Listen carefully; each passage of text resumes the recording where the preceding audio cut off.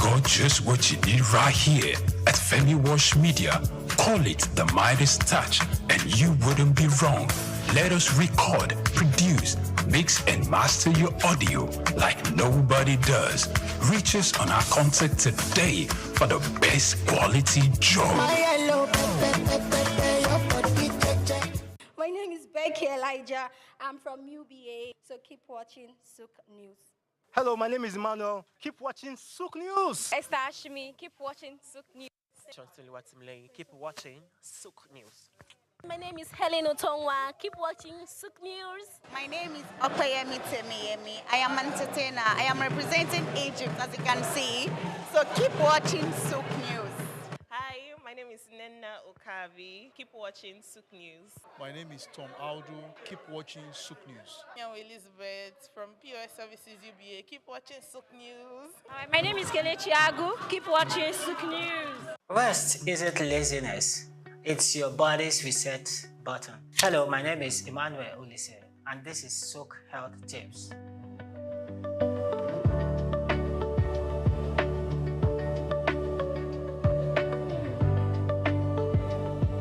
Today, let's discuss one of the most underrated health boosters, sleep. You can eat right and exercise daily, but without good sleep, your body never truly recovers. Number 1, sleep is cellular repair. During deep sleep, your body heals, builds muscles, and restores energy. It's also when your brain clears out toxins and strengthens memory. 2, stick to a schedule. Go to bed and wake up at the same time every day, even on weekends. Your body thrives on rhythm. 3, create a sleep sanctuary. Dim lights, cool temperature, and 0 screens before bed.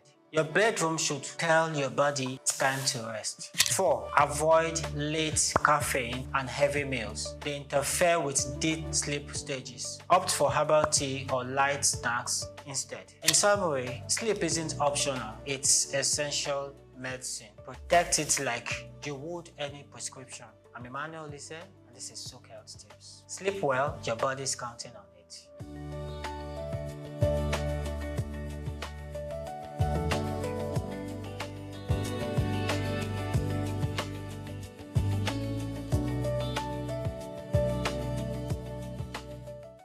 They say money doesn't change who you are, it just enhances who's already there. So if you're living your life a certain way, let's say you're just blowing money, you're buying drinks, you're buying drugs, what is the money going to do? Is that going to change you or elevate you or just make you spend more money in that area? Why the reparations? That's my question. Well, what is it going to do? Well, you believe that Europe and America should do more for Africa? Well, in what way?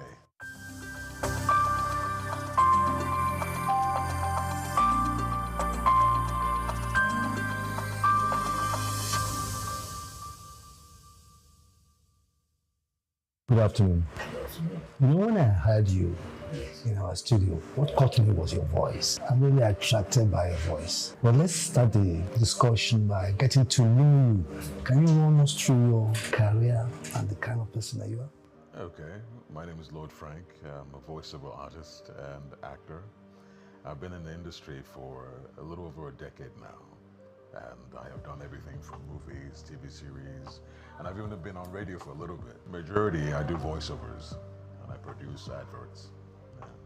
Voiceovers, what does that mean to the ordinary man? Voiceovers are when you just have your voice, nobody sees you, but they can hear your voice on maybe ads on TV or on radio. So you must go into advertising, marketing communications? That's correct, yes. What's been your experience? It's been okay so far. It's been okay so far. You know, there's been ups and downs here and there, just like anything else, but it's been okay so far. You have this American accent. Has it got to do with your training? Yeah, a little bit. Tell us about your training. Well, I stayed in the States for a little while, close to 20 some odd years. And I did a couple of courses in terms of radio and TV production. I'm sure you know Hollywood. Yes. Have you had any relationship with Hollywood at all? Not really. Do you plan to? I did at the time. I almost got the extent I almost got close to Hollywood is I almost had an agency. One of the things that you have to do as an actor in Hollywood is get a talent agency, because those are guys that get you the job. So almost got a talent agency. We have so many radio and television stations, particularly in Lagos. Have you listened? Have you watched any? What's your opinion? It's not bad. We're doing all right. Because I believe that our artists, our presenters tend to be necessarily American or African. And I thought we should have a Nigerian voice. What do you think? No, I would agree with you. I mean, one of the things that, lets you know you're in a particular country is by what you hear on the radio and things like that, the kind of music, the kind of presenters they have. Yeah, so that's one of the telltale signs that you're in a particular country.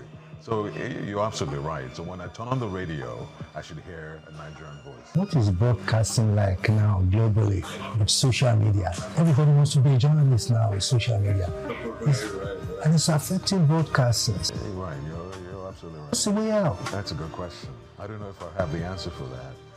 But unfortunately, attention is currency nowadays. And whoever gets to present first, gets the amount of views. But at the end of the day, people who are more concerned about genuine, true stories will find their platform. You are so informed and so educated and so trained. Oh, well, thank you. What are you trying to bring back to the country? Well, I've been here a while, so I think genuineness, authenticity is one thing, right? I believe strongly, and that's what I was telling someone earlier, I believe strongly that no matter what you want to show the world, the most important thing is the vehicle that you're using to present it to the world. We could be as Nigerian as we want to be, but the production value has to be as quality as anything, was what everybody's used to. Let's talk about branding. Okay. Seems like everybody wants to brand. Yes, yes. Is it the right way to go about it? Or do you use the media? What has branding got to do with it? Or I believe branding sells, If you believe you have something unique, something that nobody else has, brand it. Brand it, because that comes with a whole lot of things. I think people look at you different when you have a brand. Now we're talking about climate change. Yes. In this part of the world, we seem to be far behind. What do you think the media in this part of the world should be doing as regards climate change, sustainability, the green revolution kind of, yes? I think it's a question of how important is it to us. If there's any truth to it, now I'm going to sound pretty bad.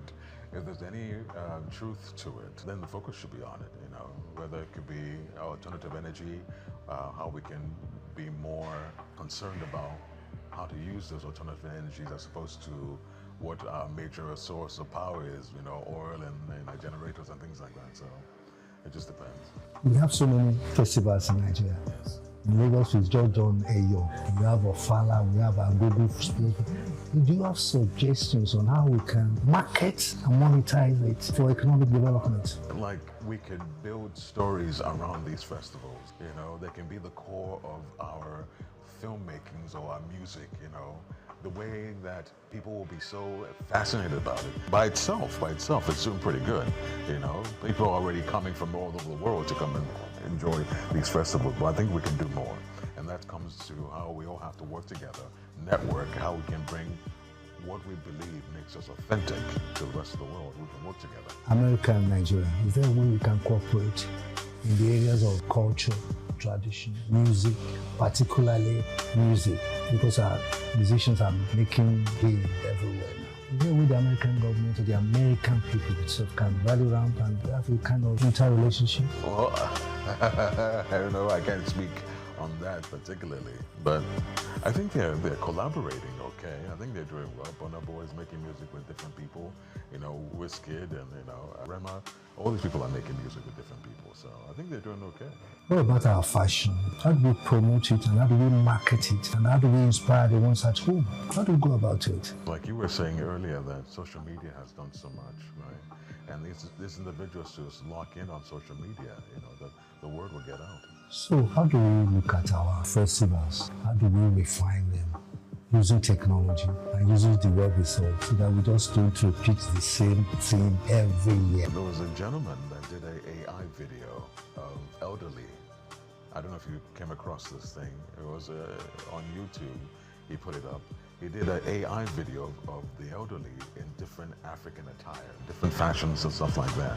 So that's the way we're going. You know, we can take things that maybe like the festival or whatever it is from our traditions and just combine with AI and present it to the world. If I talk about the diaspora, we have a very strong Nigerian diaspora abroad. Is there a way we can encourage them, and is there a way we can unite them up there so that they can contribute to the development of this place? Because what has been happening are just isolated cases. Sure. And they need to be formed into a group, a formidable group, to come to the aid of particularly Nigeria. What should be the role of these diaspora people? I think it takes a group to open that up, that discussion, you know. A group, or maybe an association, or, you know, an organization to put together and say, you know, we're looking for our Nigerian brothers and sisters in different places to, you know, come together, and there has to be transparency, there has to be structure. I think if they see the transparency and they see the structure and they see that they're really helping individuals to build and better Nigeria, I think they'll get involved. I write a lot, but even some of my colleagues have observed that there's a shortage of African writers. We're all riding on the fame and popularity of Wole Soyinka, Chinua Achebe. The stars, the young ones are not coming up. Is there a way we can fashion out a training program or a project? Well, that's a good question. I mean, when you look at the entertainment world, what's selling is the Nigerian Idol, the African voices and things like that, and it's more tailored towards musicians. I think if there were more competitions or contests in regard to writers, I think maybe some people will, you know, come out and will inspire a new generation of writers, you know, and having the likes of you or Wole Soyinka being the judges and stuff like that, and really making it a big celebration. You know, people will turn out. Yeah. You are doing voiceovers, and I know you'll be concerned about AI. Yes. I'm not fascinated by AI. Okay. Because I think it will kill creativity. Sure. So how would AI affect your business and my business? It really depends on who you're talking to. Because some people may say, you know, I have the idea, I have what I know I want to do. AI just helps me go from point A to point B a little quicker, you know? And that's all it does. And some people can say, okay, let me just sit back and type, give me an idea. That's where we're now in trouble. You know, I think that's the difference there. I'm going to ask a very sensitive question, and it's been in the news for some time now. This issue of reparation. Do you think that the black people, the Africans, will deserve reparation from Europe? Wow, that is really sensitive. That is really sensitive. That's why I said it's sensitive. Right. Because some governments are already doing it. Germany is doing it. France is doing it. So it's not a big deal. I guess my question is, to what ends? They say money doesn't change who you are, it just enhances who's already there. So if you're living your life a certain way, let's say you're just blowing money, you're buying drinks, you're buying drugs, what is the money gonna do? Is that gonna change you or elevate you or just make you spend more money in that area? Why the reparations? That's my question. Well, what is it gonna do? What's it gonna do? Because there's so many individuals that are excelling, even way before we were going to talk about this day and age. Back then, a long time ago, there was a place called Black Wall Street in New York. I think it's in New York. That it was ran by all black Americans, and it was doing well until, you know, they got messed up. But the point I'm trying to make here is, what is the goal of the reparations? What is really the goal? Or you believe that Europe and America should do more for Africa? Well, in what way? Technically, training, investment. Okay. I think it boils down to trust. Let's talk about politics a little bit. And you can't talk about politics without talking about democracy in Africa. What's your perception of the prevailing democratic atmosphere in Africa? Our leaders, our political leaders. Yes, that's a sensitive subject. Unfortunately, they say people deserve the leaders they get. What pool are these leaders coming from? I'm just being honest. What kind of people are we? If we're kind of people who have, you know, a level of pride in our country, a level of trust, a level of integrity, you know, then the leaders we choose will be different, I think. We have to start with ourselves. I'm not a youth, but we have 70% or 60% of our population are youth. What do you think we should be doing with these guys some unemployed, some employed, some with some skills but no support. What kind of support would you recommend from individuals, from government, and from established people like you? There's so many things that we can do with our youth. So many things. There are factories that can be built. There's farmland that can, that can be placed in. There's so many things that we can use. I mean, and that goes back to how much love we have for our country, how much love we have for our people. And like I said, it's just about pride. If you have that much pride in the motherland, then all our youths are ready to work. They're not lazy. At least we can't say they're lazy because we haven't given them the opportunity. We have to say, okay, to really see that, okay, you have an opportunity. Are you ready to work? Well, we can't tell them. We can't say it because we haven't given them the opportunity. Finally, 5 years from now, what will Nigerian entertainment industry, music industry, what peak will it reach? How will you rate it in 5 years' time? Our entertainment industry, Hollywood, our musicians. We have lots that we have to offer. That's a very good question. So right now, music industry is doing quite well, very well, almost in terms of same level as music industry anywhere else. And Nollywood is getting really close. It's really, really getting close. So I think in 5 years, right, we'll have a lot of partnerships. We'll have a lot of more of our stuff being out there. If we just stay the course, the way we're going now, I think in 5 years, we'll be revered around the world. Thank you very much. I'm grateful. Thank you.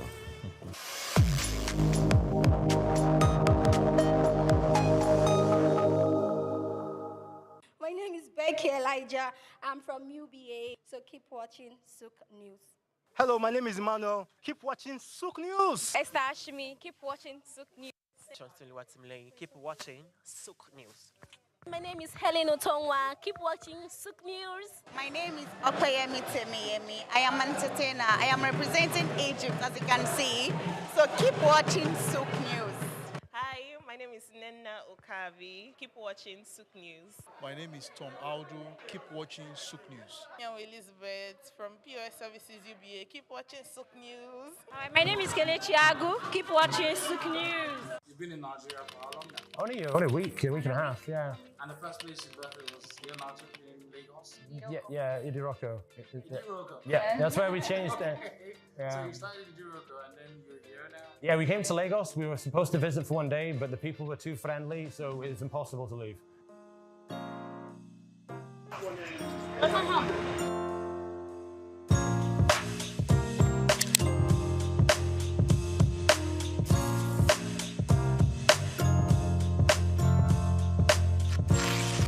So, I know there's how did you move the van? Did you get the van here in Africa? Yeah, we Ferries. We got two ferries. One ferry from England to France, okay, and another from Spain to Morocco. Oh, yeah. So the van was... Yeah. Welcome to Morocco and a free tour around the London.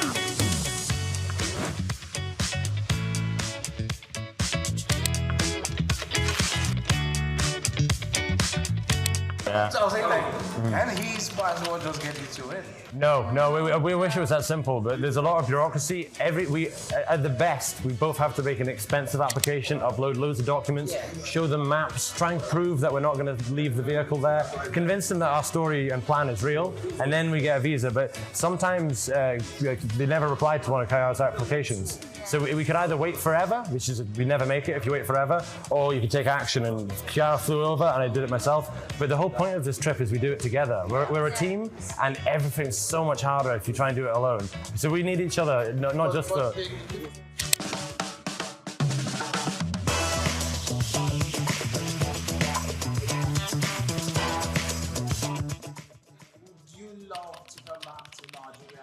Definitely. I would recommend it to others as well. Yeah, like Lagos is still in our hearts a little bit because we don't have another base, we don't have another home. So when we're traveling, we are always thinking, could I live here someday? How would it be a place that works for us? Yeah. And I think Lagos is in the top list for a base, for a I think you'll see us again.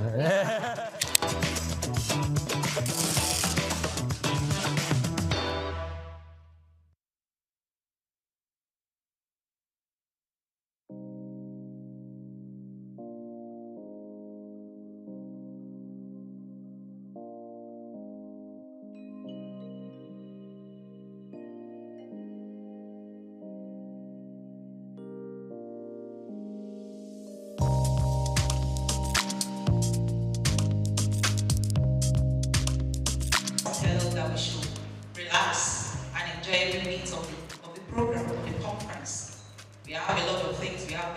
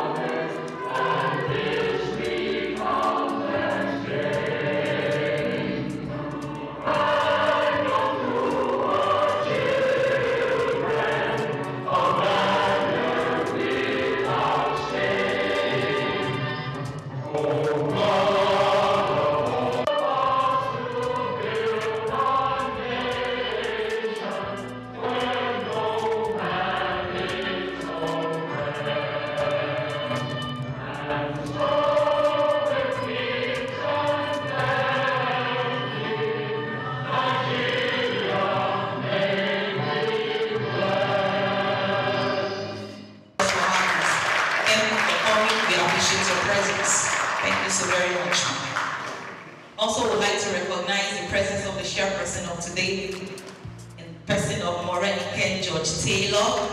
She's the president, Restaurant, Cakes, Bars, and Clubs Association. You're welcome. Thank you for coming.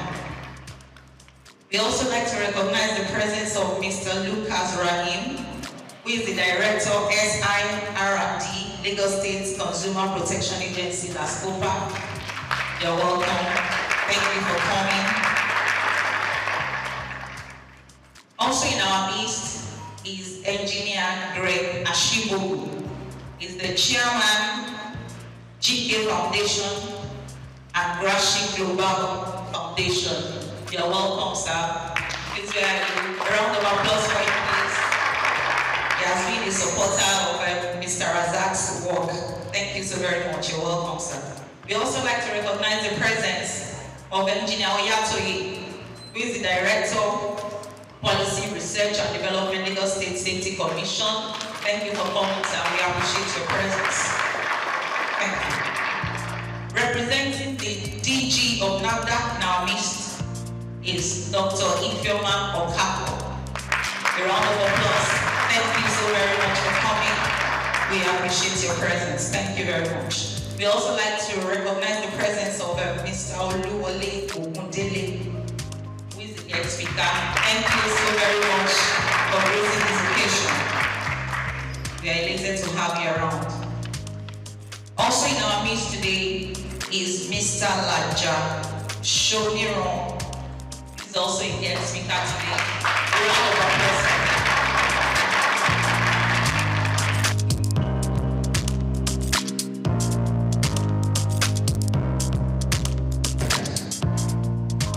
To be the one that convened this maiden edition of Restaurant Managers Conference, it is my utmost pleasure to welcome you all to this occasion. Let's give ourselves a round of applause.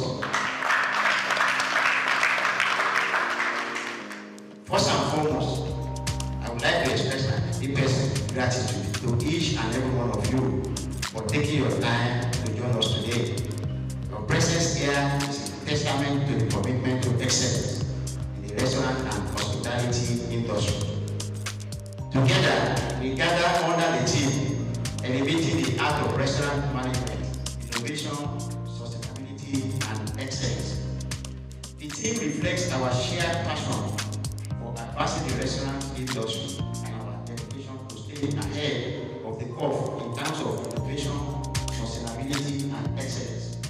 And as we navigate the complexity of the modern restaurant landscape, it is imperative that we prioritize these three pillars: innovation, sustainability, and excellence, which will form the foundation of our discussions today as we explore the cutting-edge strategies, best practices, and innovative solutions to drive success in our industry.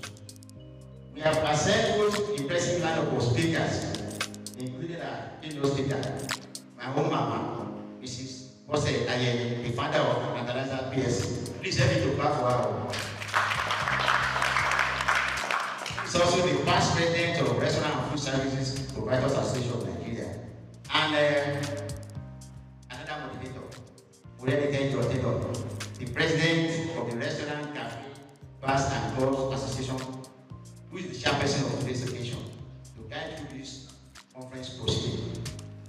I'm equally happy to have the Deputy Managing Director of Street Sensation Professionally and a host of others. I was happy when we wrote letters to the DG of NADA and I said, we are going to be there. So, it's here, Dr. Gabo, I'm happy that you are here. God will bless all of us. Throughout the day, we've been treated to recite presentations, engaging discussion with our special guests, eminent speakers, AI experts, social media marketing specialists, financial gurus, regulators, industry leaders, and many more valuable networking opportunities for us. Throughout the day, we will explore the latest trends, best practices, and innovative solutions that are shaping the restaurant industry. As hospitality care company, we are dedicated to empowering restaurant professionals with knowledge, skills, and expertise required to excel in our increasingly competitive market. And this conference is a testament to our excellence to elevate the art of restaurant management. The conference is designed to provide a platform for restaurant managers, operators, and industry professionals to come together to inspire, educate, and empower you with the tools and insights necessary to excel in this dynamic and competitive industry. I would like to acknowledge the support of our sponsors, partners, and collaborators who have made this conference possible. Your contributions are invaluable, and we are grateful for your commitment to the growth and development of the restaurant industry. Equally, I would like to acknowledge the tireless effort of our team who have worked diligently to bring this conference to life. Your hard work and dedication are truly appreciated. Without much ado, the MC has said we need to engage ourselves fully, ask questions, and share our perspective. We're ready to learn, unlearn, and relearn, and enjoy the company of your peers at this Restaurant Managers Conference 2005. So let us work together to elevate the art of restaurant management and take our industry to the next and enviable height. Once again, I want to appreciate you, and I know by the end of the day, we are not going to leave on getting good health. And at the end of the day, our return on investment is not going to be a waste of time. Thank you once again.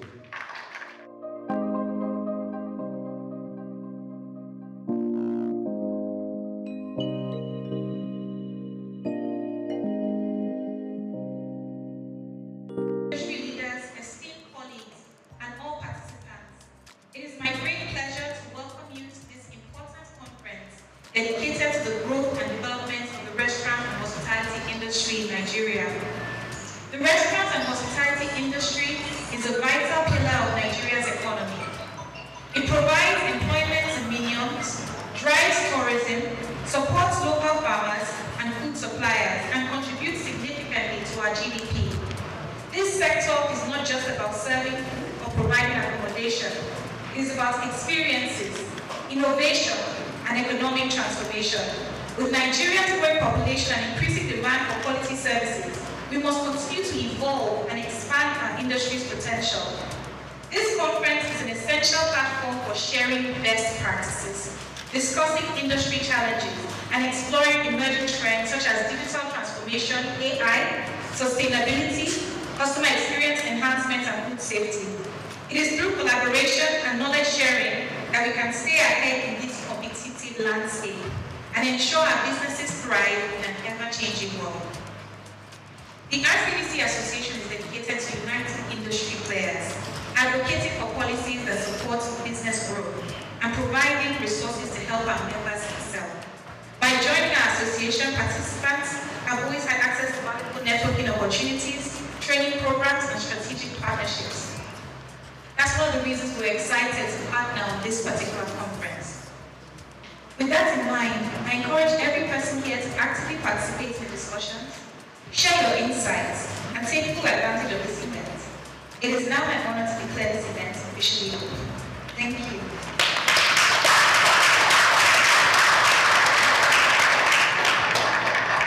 I have just a few more things to say before I hand over the microphone. So my question one more time is, did I get my slides up or will I be winging it? Can you see my slides? Thank you. It's okay, don't worry. So this is supposed to be a little bit interactive, right? It's a manager's conference, and I always have something to say to managers. So do we have any managers here? Can you wave your hands? If you are in a managerial or supervisory position, can you wave your hands, please? Fantastic, thank you. So I think I'm in the right room. I wasn't sure when anybody raised their hand. Okay, so I want to ask a question. Who is a manager? Someone should help me, please. Who is a manager? Who is a manager? Anyone can take the answer. If nobody gives an answer, you guys need to answer. Who is the manager? Who is the manager? I have my team for 355, so don't worry, I came prepared. It's called start with your why. You are standing in a position and you have an opportunity to improve your life and improve the lives of those around you. You impact people's lives. Someone that wants to propose to their girlfriend and wants to get married, you will be part of their life experience forever, just by being a manager in a restaurant or in a food establishment. So it's such a critical role that if you are occupying it, you need to understand what role am I in. And from my own organization, not only did I invite managers, I invited supervisors that want to be managers. Because when you aspire towards a position, you need to know what that position is going to be. Okay, let's assume we know what a manager is now. What does an effective manager do? So can I have just a few contributions? What does an effective manager do? Yes, please.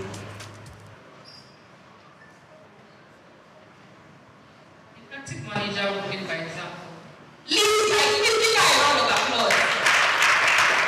I am in the right room. I think I'm in the right room. I'm starting to feel like I'm in the right room. Another answer, please. an effective manager just needs to work on yourself because you can't be. A manager must work on themselves. I don't know if any of you are familiar with the book 21 Laws of Leadership by John Maxwell. And there's a law called the law of the lead, meaning that you only lead people up to where your capacity is. Once your capacity is here, you're not going to lead anyone above that. So working on yourself is critical. Please give me a round of applause. Can I have one more answer because my time is limited here? What does an effective manager do? An effective manager must be proactive. Thank you. I like that word, proactive. Let's please give me a round of applause. I stepped out a few things I think that a good manager should be able to have under their sleeve. And I'm just going to take just about 2-3 minutes and I'm going to get off the stage. Don't worry. So I have here, you must be hospitable. I call it the spirit of hospitality. If you don't have the spirit of hospitality, what are you doing here? Why are you a manager? Hospitality is such a critical spirit that it influences you. Are you the kind of person that when people walk into the room, you will say hi? Or because it's your job that you're saying hi? When somebody is panting, would you offer them a glass of water? If someone sits down and they're sweating profusely because they just came out from outside, do you think that the person has to order water before the waiter goes to them and says, sorry sir, would you like a bottle of water? The act of being hospitable